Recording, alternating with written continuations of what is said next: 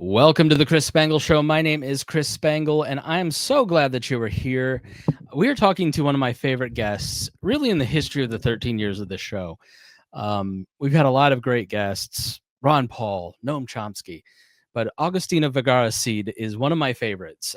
She is a brand new citizen. She was about to get her citizenship the last time she was on the show. She has now become a citizen, and she shares a little bit about what it was like. What was the response in this day and age of Donald Trump and ICE and anti-immigrant feeling? What was it like to become an American citizen in the middle of all that? And how did Americans treat her after they find out that she's a citizen? I think you kind of find it to be surprising. And then she beautifully articulates why she wanted to become an American. And it is refreshingly positive. As I told her off air, I'm like, I spend a lot of time online and I just love talking to you because it makes me feel good about being here as opposed to like it being an imposition. So stay tuned. I think you'll really enjoy this conversation. We appreciate you being here, and thanks so much for joining us. Augustina, thank you so much for joining me. Thank you so much for having me again, Chris. I always have a really great time talking to you. Yeah, likewise. I really love your perspective, and it's not just that you are a researcher on immigration. I don't know, what would you call yourself in terms of like a professional capacity? Yeah, I research immigration and especially think about it a lot, kind of like from a philosophical perspective. So I'm not sure there's actually a job description, a standard job description that encompasses that, but that's what I do. I guess researcher would do it.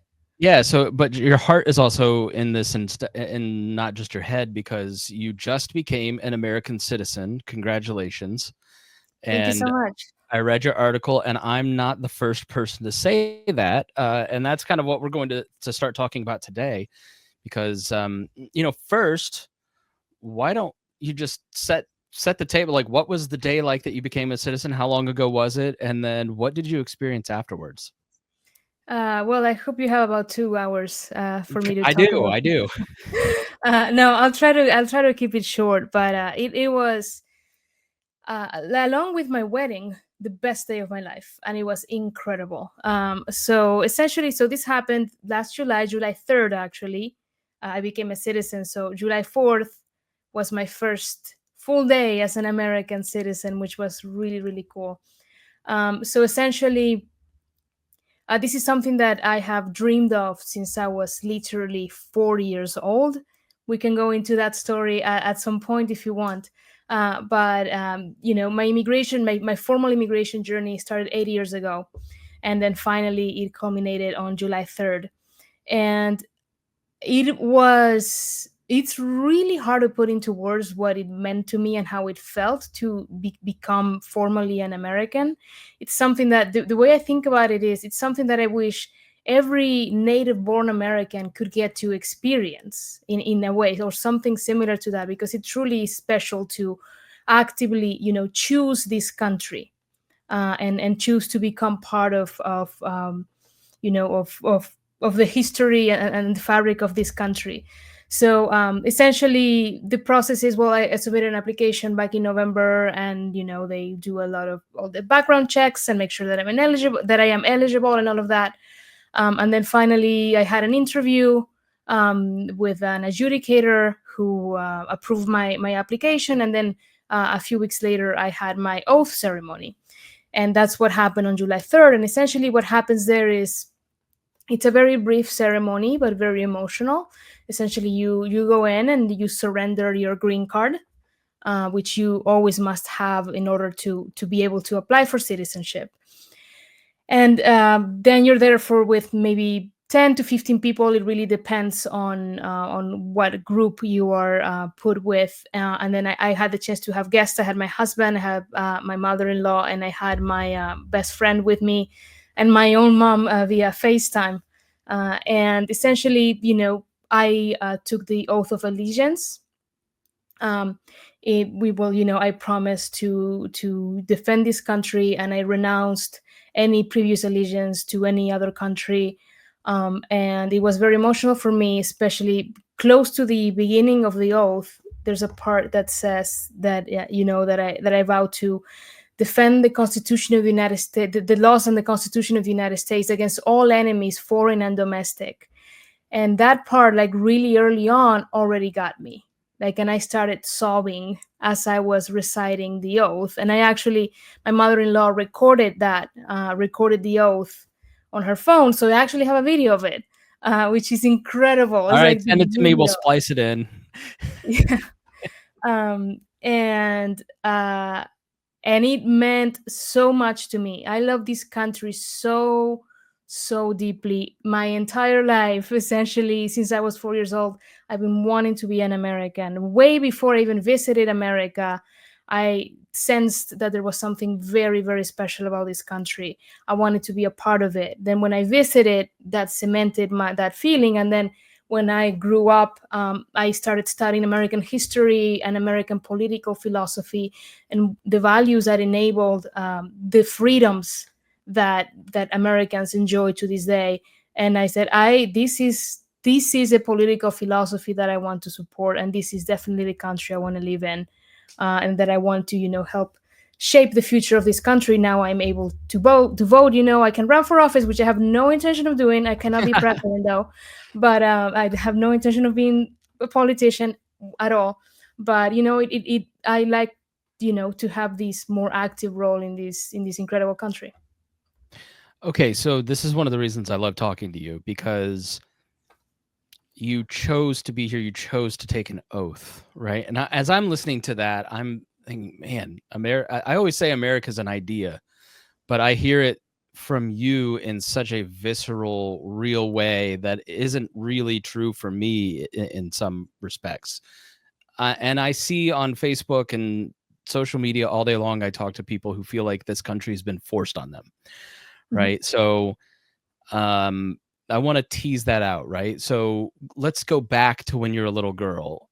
What is the idea of America? Like, articulate that for us. That 4-year-old Augustina's here's the, and when did you come to America? And like, translate that for us. Like, explain that to those of us who may have lost that America is an idea and we're just as awful as everybody else and it's just as bad and blah blah blah.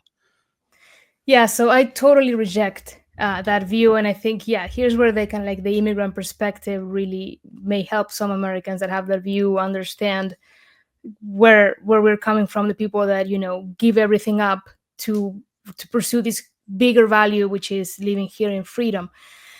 So essentially, when I was 4 years old, it was, I think some Americans may not be aware that America is such an influence in all Western countries. Like, I grew up in Argentina, and America was a big influence. Music, TV shows,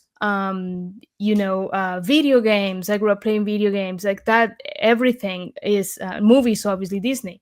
All of that kind of like transmits certain American values. My own kind of like when America first became into kind of like my awareness as something different and special was actually with a cartoon that I don't know if you know, Babar the elephant.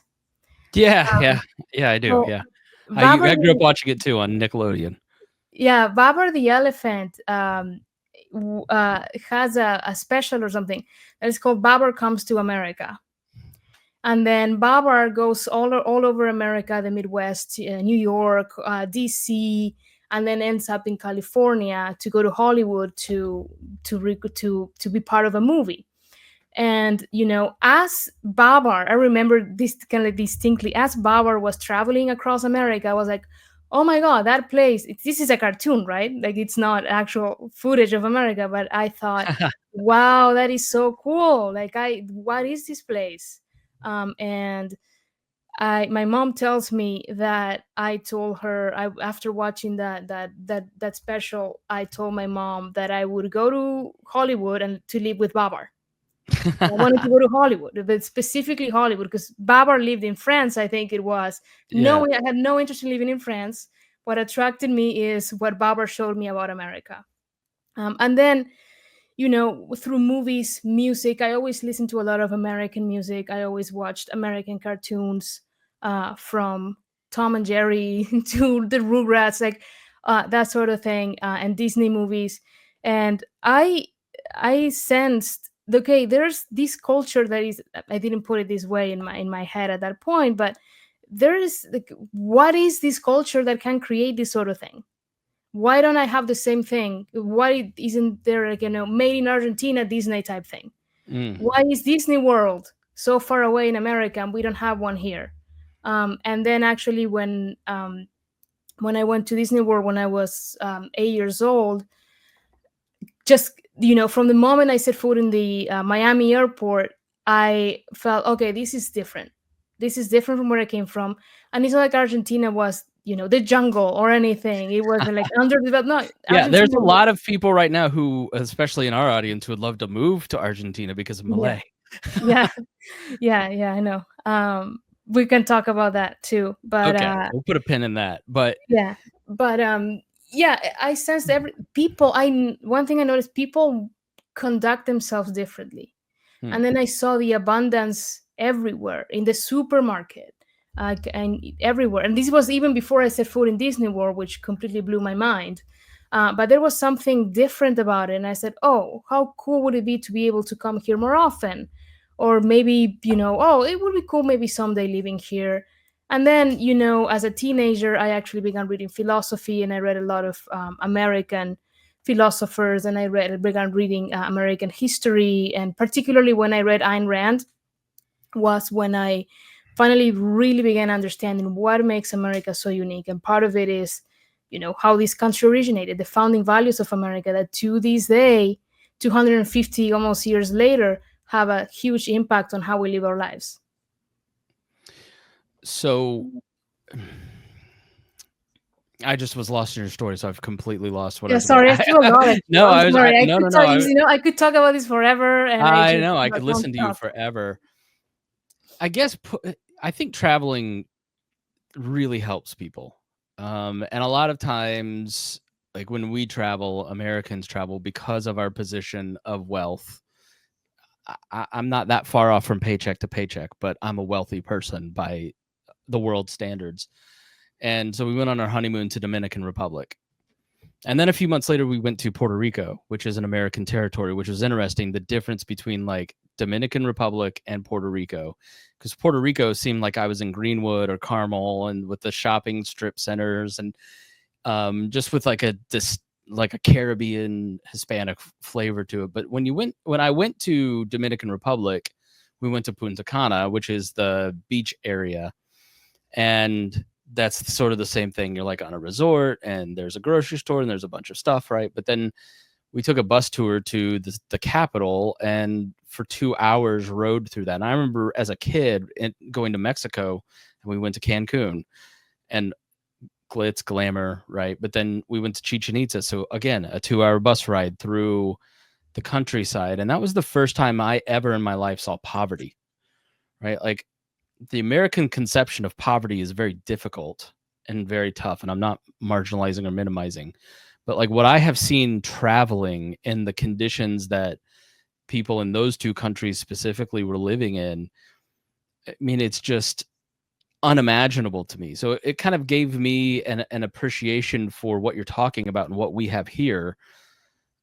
I don't know how many people get those opportunities. And I don't get the sense that like you're in a 3-sided dirt like in Argentina or anything, like, but how can you explain, I guess, to an American like me who grew up in a comfortable house in the suburbs, who had a wealthy upbringing, like the air that we breathe is capitalism, right? The air that we breathe is the American government. The air that we breathe is the choice you're talking about. Like, give me perspective of what life was like in Argentina and how it's different now that you live in America, and that drive. Like, I think it's more than choice, right? So I really want to drill down into that and help give people a perspective for that motivation to leave their country, to come to a different place that is different. Yeah. So there's a few things that I can touch on. One of them is, there's always, when people immigrate and move to a different country, there's pull factors and there's push factors. The pull factors are what draws someone to a specific place like America, and the push factors are the things that people are sort of escaping or rejecting from their home countries, and they leave that home country and then they end up somewhere else.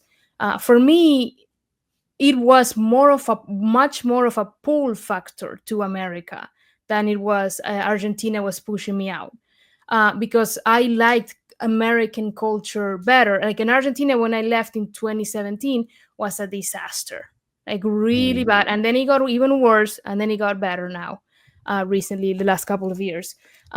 But essentially, the reason I left, so when I started being fascinated by America, Argentina wasn't this big disaster. The big disaster really became really deep in 2001. I was still a kid, but basically when things took a really dramatic turn for the worst. And then we had basically 20 years of a left-leaning socialistic government. What this government is essentially curtail all economic opportunity, and everything was an obstacle. Like, you wanted to open a business, there were so many obstacles. You wanted to run your company how you see fit, there was always an obstacle. Obviously, I was a child, so it's not like, oh, I wanted to run my business and the government is not letting me. But it's, I could see it with my parents, in my parents' work. Then all these regulations ended up triggering dramatic inflation, which made it really hard to survive. And that also just kills the spirit of people. That makes it so everything, like life, becomes kind of like a burden. You can't be free to pursue the things that you want. You always are tied, sorry, to whatever edict the government wants to issue that is going to curtail your freedoms. And of course, when the economy goes to hell, also it becomes really unsafe. So for me, as a young woman, as a teenager, and in my early 20s, it was every time going out on the streets, it was a risk, because it was really unsafe, always looking over my shoulder. And, because the welfare state was so big, and, there was a relatively small number of people paying for all these benefits for other people who, since way before, since Peron in the 50s and 40s, had been used to essentially not working and living off of welfare from the state. The part of what the welfare state does, it turns everyone uh, to into a threat, because, Mm. well, other humans have a right over the products of my labor. So if I have to give it up, then other humans, become a threat to me and my pursuit of values that I want to pursue using the products of my labor. That's part of what the welfare state does. And of course, we have a welfare state in America as well, but it's much, much smaller and with a different structure than it is in Argentina. I don't support either, but it's radically different. So those are some of the things um, that really influence someone's quality of life. And again, I mean, I was upper middle class in Argentina. I could have stayed and have an okay life. I could have lived in a gated community, and I was, on track to having a really comfortable job in the judiciary. I would have probably eventually become a judge even, but I that was good enough, so to speak. But I didn't want good enough. I wanted the absolute best that I could possibly make with my life, and I understood that America was the place to do it, because even though we have a mixed economy, it is largely a free country, and that's what I was looking for.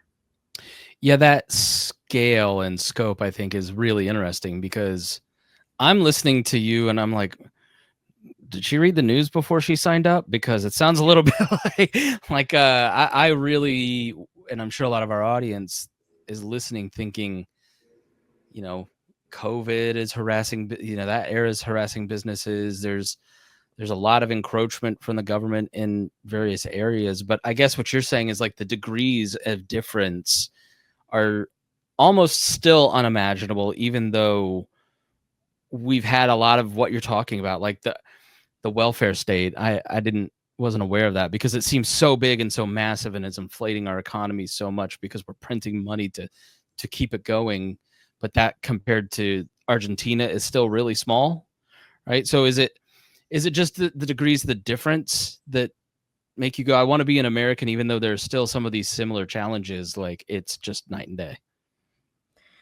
No, I mean, the part of why those things happen in Argentina and they don't happen in as much or to the same degree or extent as they happen in America is because fundamentally, philosophically, they're different countries.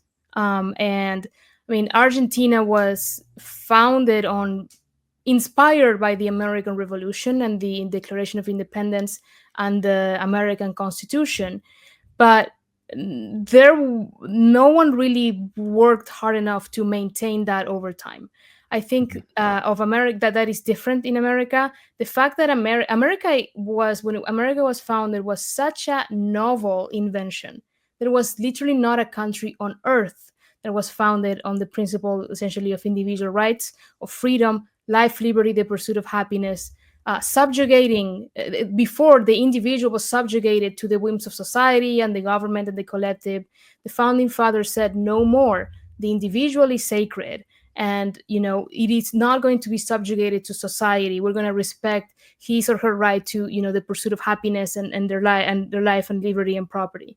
That may seem really abstract, but those founding principles that then the Constitution protected, really to this day, even though we're seeing, I particularly am very sad and disappointed with what's going on right now in our country. I think that even then, I think that we are still a country of freedom, and I think that we can fight back against those policies and the politicians that are pushing what I consider to be un-American or even anti-American values. Because all the things that we're seeing that are wrong, that are evil, and that historically have been wrong and evil, are actually a betrayal of our founding values, not a consequence of them. They are the result of the betrayal of those values. So I think, yeah, that's part of the difference. We were founded on these completely different and new and novel set of ideas that enshrine individual freedom, and most other countries didn't. And if they did, they were kind of like copying America, but they didn't really do a good job at protecting that freedom. And I think we need more to do here in America, but largely, I think we have been able to protect those values. Yeah, I think when you have been so steeped in the mythology of America or the reality of America or the ideas of America, it's not going to disappear overnight. I always say Vladimir Putin broke down over 20 years what it took Russia to build in 8, right? It took 8 years to build democratic institutions, and it took Putin 20 years to tear those down. Like, we're almost on year 250. I have been a little alarmed at the speed of the breakdown of or the excuses that are made for the erosion of these institutions. I'm not going to get them off of my soapbox, but I do agree with you. Like, someone asked me, like, is it all over the other day? And I said, I'm now at the point where I put everything on the table. I'm willing to let my imagination go wild and accept that anything could be, but I just have a hard time thinking that Americans are going to look at socialism or fascism in any form and go, yes, please, when we grew up with these founding values and being taught these values. And it's just not Washington's cherry tree, but it's like these ideas of individualism, of capitalism, of democracy, they're so ingrained in us from the time, like we have a first grader and she's learning all about these ideas, right? And every year for the rest of your life, you will have that, I don't want to say indoctrination, but common story, I guess. And I just think it's going to be hard for Americans to accept the different, especially when the different from what we've had is a lot worse, be it the left or the right taking us to bigger government. I'd love your opinion and your perspective on that. Yeah, I think it's. I guess the agree. question is, will the Yeah. center hold? Is maybe the way. I doubt myself a little bit. Like, the center will hold. I'm doubting that a little bit now, and I want to hear your perspective. Yeah, I usually don't think about it as, left, right, or center. To me, kind of like the political spectrum is more individualism and collectivism, more than, because you can have people on the left who are collectivists and people on the right who are collectivists. You have Bernie Sanders and you have Donald Trump. who are collectivists to me.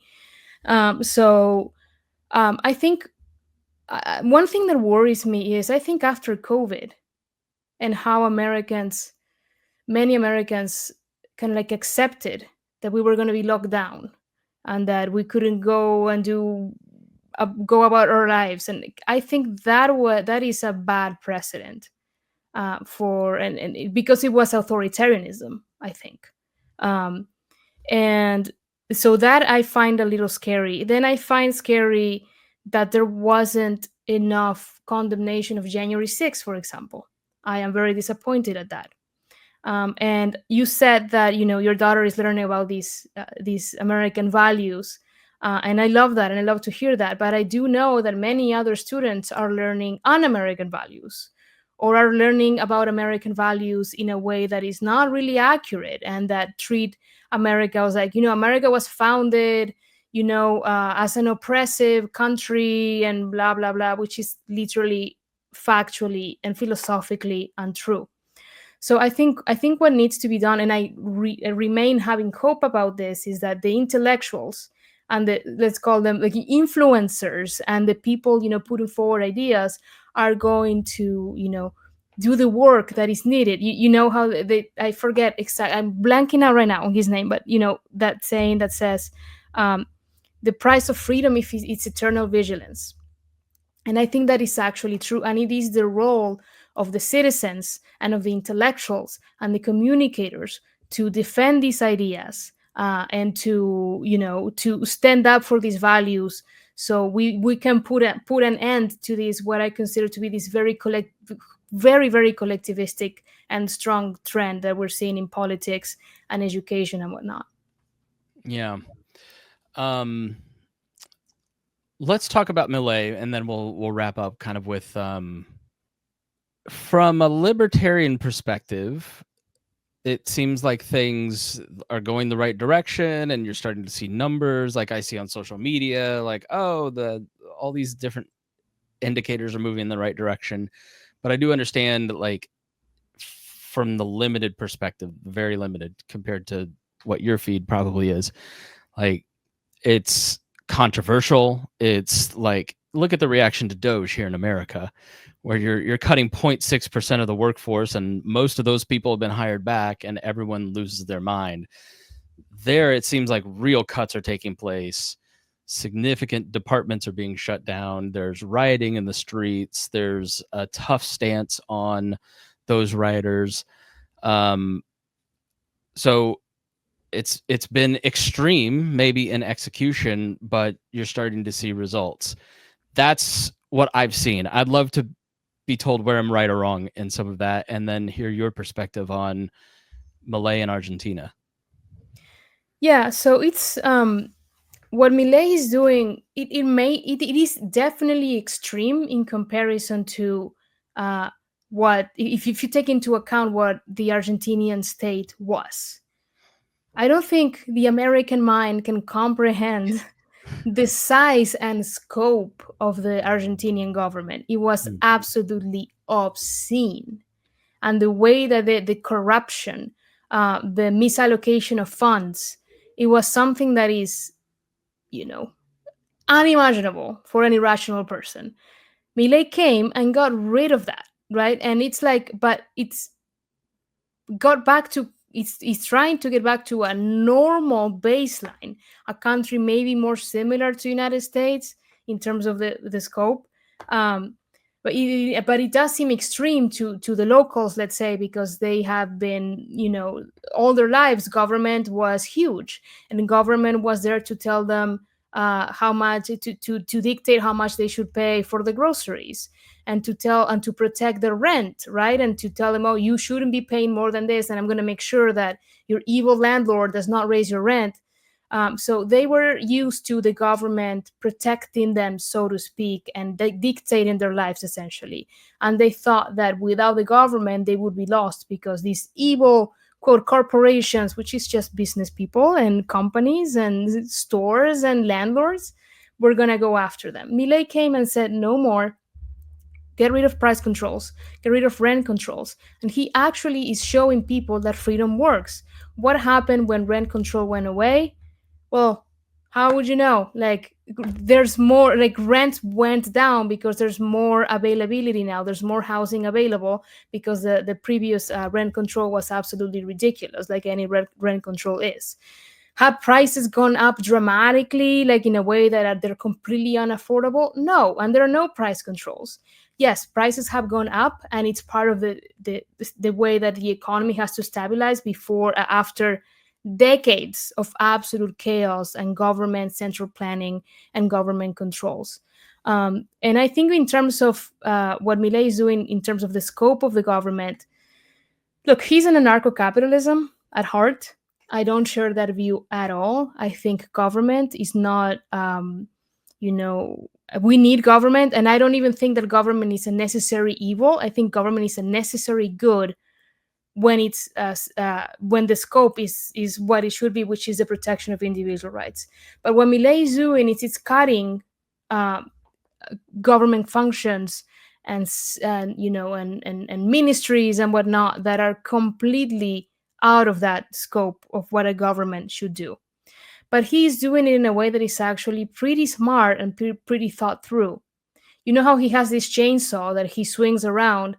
That is a prop, obviously, because like his actual approach is more like, a scalpel, right? That he's operating very in a very delimited way and extracting and getting rid of things that are at this moment in time we are ready, so to speak, to get rid of. I think what Doge was just cut everything without much thought to it, and let's see where the chips fall, They and literally whatever. so I was talking to someone here locally, and they were worried about something, and they were like, they consulted an attorney, and the attorney basically said, just don't put these terms into your documents, website, anything, because all they're doing at Doge is just going through and doing a keyword search and then canceling based on the keyword. Like, to me, that's just that's like the worst way to do it. Right. Whereas what you're talking about, that's really interesting, that like society, the economy, industries are ready to like take this over, and let's cut this and move this private because it's been thought out, is so much better. Yeah, and he really, really put a lot of thought, and he continues to put a lot of thought to figure out who, what he should cut, who he should fire, and he tries to help people who he fires from government positions to transition them to a different, more, rational function of government. And I believe he has some programs to help those people go to the private sector as well. So yeah, that's a big difference and from what's happened. And I think what we've seen with Doge again is, Ayn Rand actually said once that they asked her, if you were president tomorrow, what would you do? Would you deregulate everything? And she said, first of all, I would not want to be president. And second of all, she said, if you deregulate overnight, if you were to literally get rid of regulations and cut government programs and whatever, that would actually be authoritarian, because that's not how a free economy would work. Nothing happens overnight in a free economy. And when you have an economy that is used to this government intervention, you have to phase it out. You can't just overnight, cut USAID. She didn't say, this is my opinion. I don't agree with foreign aid in the way that in any way really, but especially in the way that it was being enacted in many cases. But I don't think it was right to just cut it overnight without warning and without any sort of plan to phase it out. So I think that is actually kind of authoritarian, and I think that is kind of like the approach that Doge has. It has no rhyme or reason, whereas Milei was really, really thoughtful in doing it. Yeah, cultural institutions, for instance, essentially you go back 30, 40 years, and the government says we're going to get involved in all of these different things to aid all of these different things like research, cultural things like history, art, whatever. And you dangle the money, so everybody starts to take the money, and so all of the private industry and the private wealth starts to put their money in other places. Like Bill Gates takes his money and puts it in vaccines in Africa, right? And so then you pull the rug out from everybody and cause a ton of layoffs in a bunch of different industries, because now you've just turned the spigot off. You've actually made the economy worse, as opposed to saying, this is what we're doing in 6 months. Now, I also wonder, like, would they have the nerve to do it in 6 months? Maybe just pull the rug and people react. But I really like what Ayn Rand said there. Like, give people time to plan so they can figure it out, because these institutions that are built are not, funding doesn't come overnight. Like, it's just not like, it's a very immature conception of how capital works and flows. Yeah, exactly. And yeah, and like in a free economy, nothing happens like that, barring an alien invasion that you didn't see coming, and suddenly we're at war with aliens or something. Like nothing happens overnight like that. There's planning, there's long range thinking, and people have the capacity to adjust and plan, and which, if you just overnight just change the rules of the game and make everything disappear, then what are people supposed to do? Okay, so let's go back to your citizenship, because I want to maybe talk a little bit about the article, because I loved hearing about the reaction to you becoming a citizen and the contextualization of now, where I think if you spent all day online, you just think that everybody hates immigrants and you're not really welcome here. And what are you thinking? You're crazy. What has the response been to you becoming an American citizen by Americans? Yeah, so that response was honestly from I got the chance to speak to literally hundreds of Americans the days after the day that I became naturalized and then after, and I'll say in a moment why. But it's one of the most beautiful things that ever happened to me, like the experiencing that reaction, because um, I've always been treated very well, very fairly by Americans ever since I moved here 8 years ago. I've honestly never been discriminated against. I've never been insulted because of my country of origin or the color of my skin or my accent or anything like that. Um, of course, there are trolls on the internet and on bots or whatever. Those don't count. Those are whatever they are. But when I became an American, I so essentially that day after I took my oath ceremony, I swore in. I took my oath at 8:46 a.m. And then after that, I went for brunch, and then I had to fly to Boston because I had to give a talk a couple days later at a conference. At the airport, I was so excited and so happy that, and like I like to talk to a lot of people when I travel, and I love to get to know kind of like strangers, see what they're doing and what they think of things. And I was talking, for instance, with someone working, like she's at an airport shop, and she sold me a water, and she heard my accent. She's like, "Oh, where is that accent from?" And I said, "Yeah, from Argentina, but actually, starting today, I am an American." She said, "What do you mean?" "Oh, I became a citizen today." "Oh my god!" And she hugged me, and we became basically friends out of that. And then I also talked to the pilots during my flight. One of the pilots approached me, and we struck a, they he was walking by, and I started a conversation with him, and I told him, "Oh, I became an American today." And he was so happy, and he told me all about his Ukrainian girlfriend, who also was an immigrant, and that he knows how hard it is to immigrate to America legally, and how special it was for her to become an American.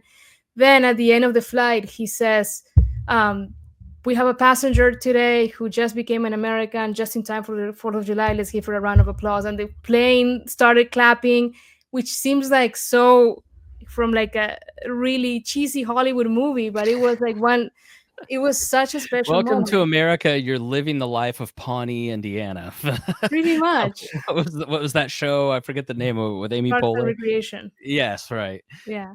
And then when I got the chance to go give my talk on July 5, 48 hours after my ceremony, I got to share during my talk, because my talk was on immigration. I incorporated my citizenship to it, and I got a standing ovation. And I got a bunch of people approaching me after, literally hundreds of people approaching me after, congratulating. Most of them didn't know me, but approaching me, congratulating me. Many of them with tears in their eyes, to shake my hand and telling me like, "Welcome home."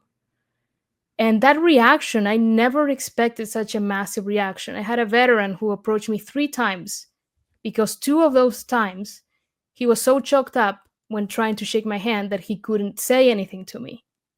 And I didn't know him, Hmm. you know, but he could see from what little he saw of me that I really love this country and I work hard to be here. And he saw the how much it meant to me to become an American, and he was, incredibly welcoming of me. And I got that experience. Like, to this day, literally, I get messages of congratulations because someone may see a tweet or whatever, and then they DM me, or they post on my Twitter, "Oh my God, congratulations! As that is amazing. Welcome to America." And I got that reaction from people all over, from people who are conservative, from people who are more like left leaning or progressive. And I think it was such a special thing, and it highlighted to me how Americans are largely still, even though there's a Trump in power and whatever, and you see all this discourse on the news, Americans are largely still welcoming of immigrants. The problem is when they fall for this collectivistic rhetoric that politicians push, where it's like, oh, all immigrants are criminals and they are rapists and they eat the dogs and the cats.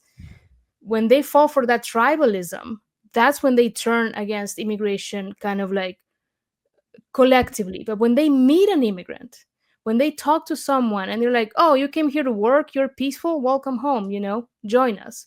I think that is still overwhelmingly what most Americans feel. And I have been experiencing for 8 years. And I definitely kind of like the combination of that was the reaction to my citizenship.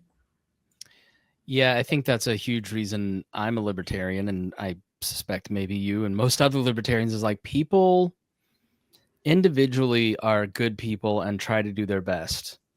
But when we get in large groups, we seem to love evil. It's like that. It just taps into something that is deep within us that once we get into these tribal groups, collectivist groups, it turns into really dark places. And we just increasingly accept more evil as we stare at it.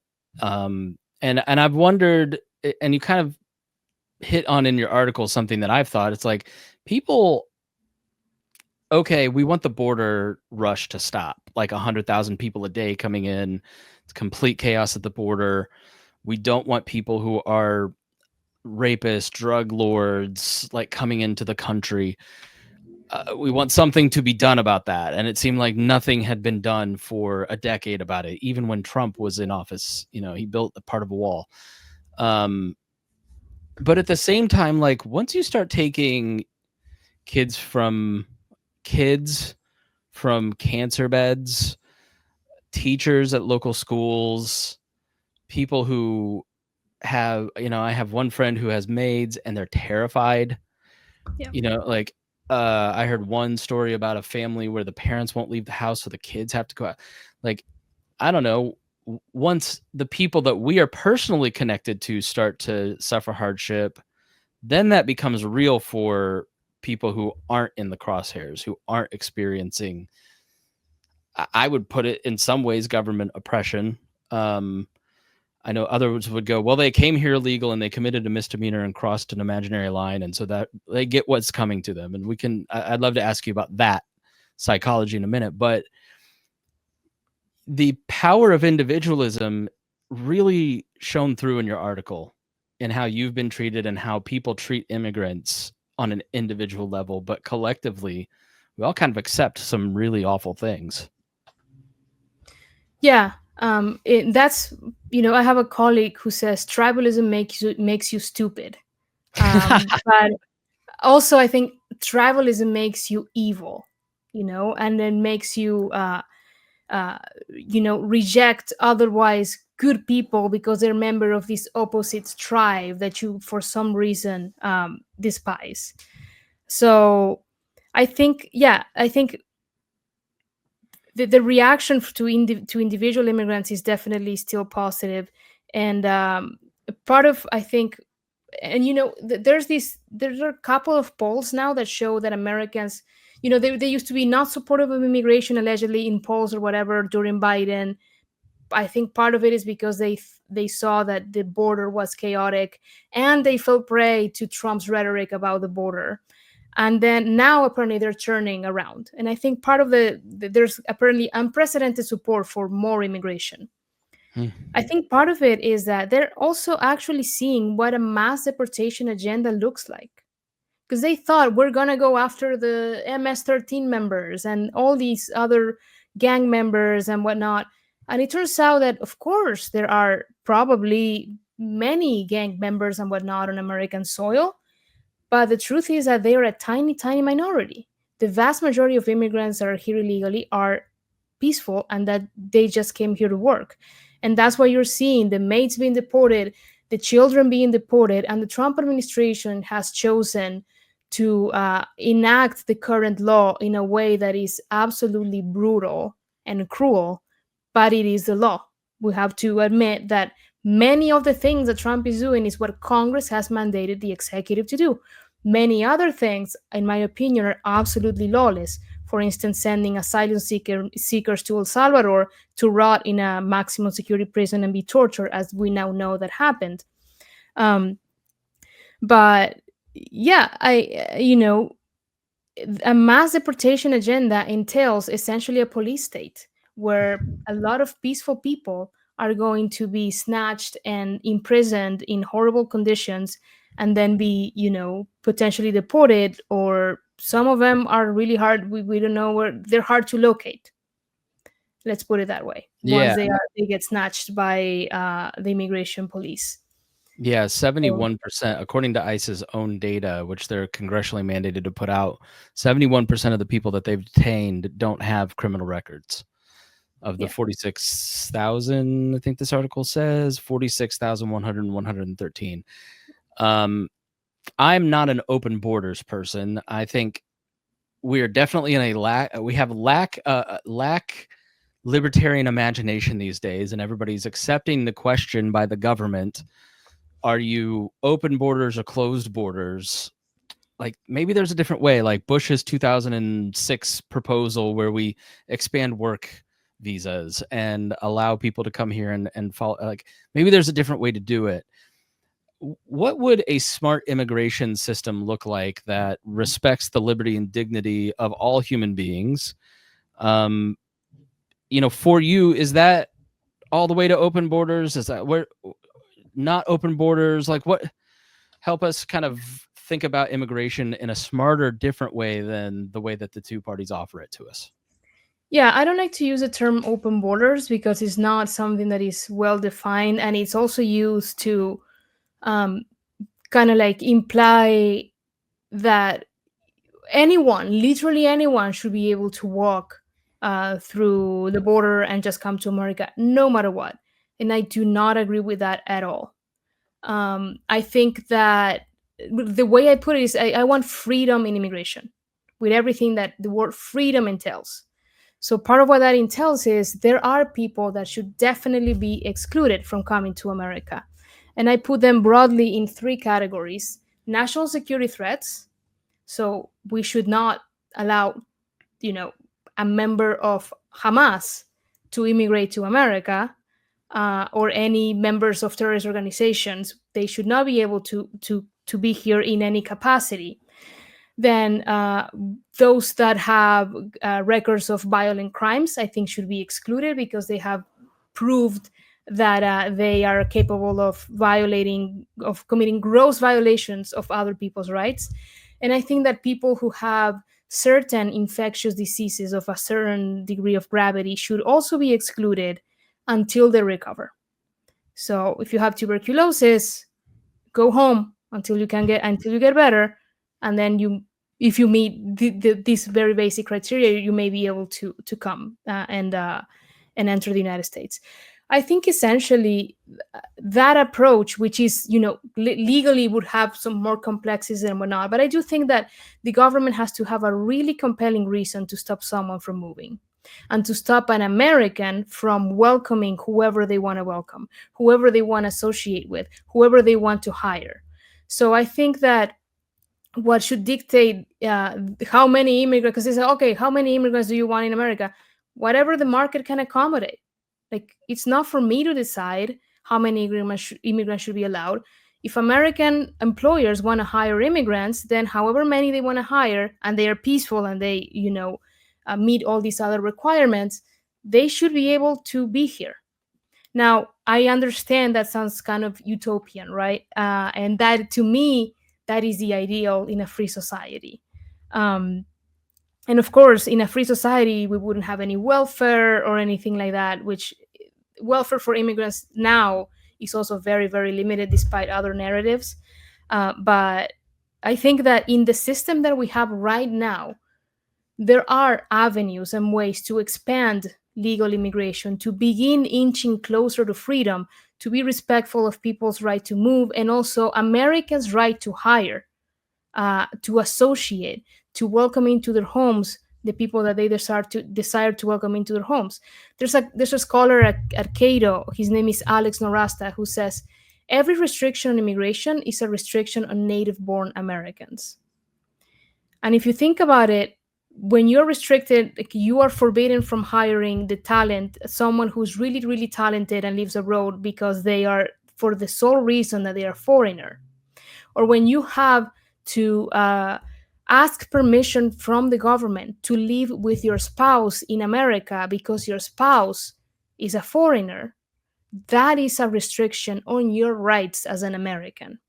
So I think that we can discuss like concrete policies that could change to make that happen. But I think that it's definitely possible for it to happen in the system that we have right now, to bring us a little closer to what I think is the ideal.